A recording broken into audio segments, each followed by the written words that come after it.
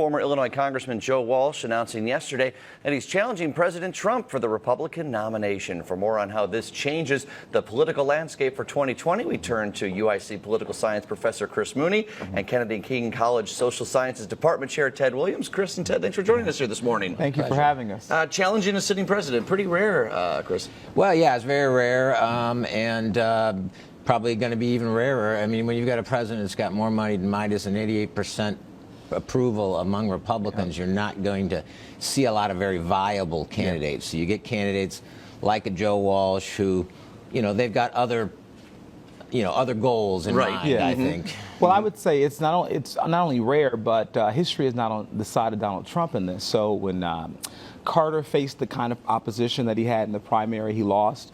When H.W. Bush had the same, George H.W. Bush had the same kind of primary challenge, he lost. Same thing with Ford. So it doesn't sit well for Trump when you look at history. When I ask that, though, I mean, you have Reagan over Ford. Governor Reagan was governor of California. Yeah. When you get Ted Kennedy over Carter or running against him, Massachusetts senator, longtime political family, and you get Buchanan over Bush. Is this a serious challenge? I mean, this is not at that level, right? Well, I wouldn't say it's a serious challenge, but I would say that President Trump's disapproval ratings are similar to Jimmy Carter's, and we know what happened to Carter, unfortunately. So there is something to at least think about on this issue. Is there some irony in the fact that Joe Walsh, he enters the national scene winning Congress in 2010 over Illinois Congresswoman Melissa Bean in the Illinois 8th as part of the Tea Party movement? And there's some irony here in that many of the things that Joe Walsh advocated for in 2010 are a line in step and kind of set the stage for President Trump in 2016.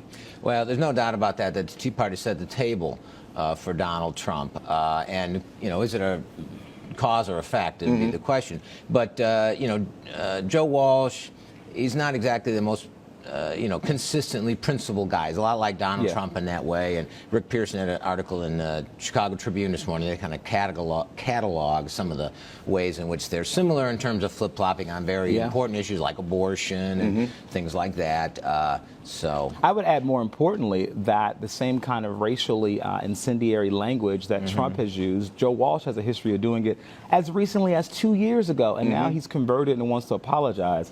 Get out of here. He's really Trump light. Right. Ted, I got to ask also the idea that Joe Walsh is obviously a conservative political commentator and a radio host adds some credence to the idea that he's trying to get some more listeners. Where do we go here with the RNC? Is there any chance there's going to be any debates? They're going to be lockstep behind President Trump no matter what. Yeah, absolutely. I've even read, once again, South Carolina is considering not having an official primary because they don't want this challenge. The RNC does not need this. They want Trump to win. And so Joe Walsh, they believe, is just going to take votes away. But I would suggest they have the same audience. So if you think about it, the same people that like Trump would be Joe Walsh's audience. Therefore, I don't think his campaign really has anywhere to go. Chris, what is the president to do? Is he better off ignoring this sort of thing and not giving any fuel to this moving forward? Is he capable of that? Those are two different questions, and I'd say yes to the first one and no to the second one.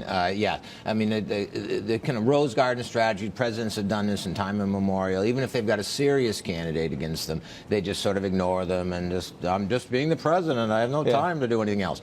But this president seems incapable of ignoring a slight, no matter how small. And so I have a feeling we might see a tweet or two about Joe Walsh.